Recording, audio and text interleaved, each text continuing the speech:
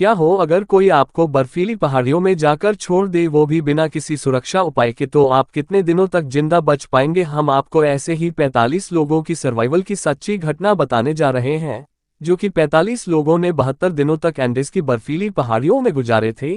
ये बात है 13 अक्टूबर 1972 की, जब एक प्लेन जो कि उरुग्वेयान से उड़ान भरकर सैंटियागो शहर की ओर जा रही थी, जिसमें 45 रग्बी खिलाड़ी और उनके परिवार के कुछ सदस्य थे।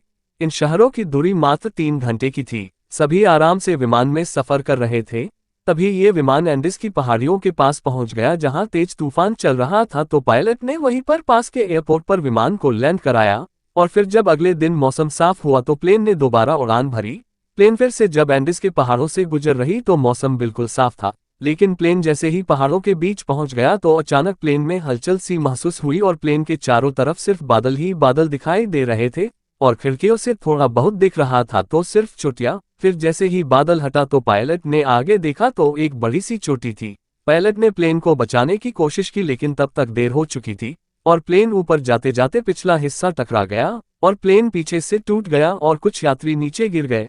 और फिर कुछ आगे जाकर प्लेन का बायां हिस्सा टकराया, और वो भी टूट गया, और मेन हिस्सा भी पहाड़ों पर गिर गया। फिर उन पैसेंजर में से कुछ लोगों की मौत हो गई, 28 लोग अभी जिंदा थे। फिर सर्च टीम ने 10 दिनों तक ढूंढा, पर किसी का पता ना चला। फिर सर्च ऑपरेशन को बंद कर दिया, और ऐसे ही उन पैसेंजर ने कुछ दिन जैसे तैसे काटा।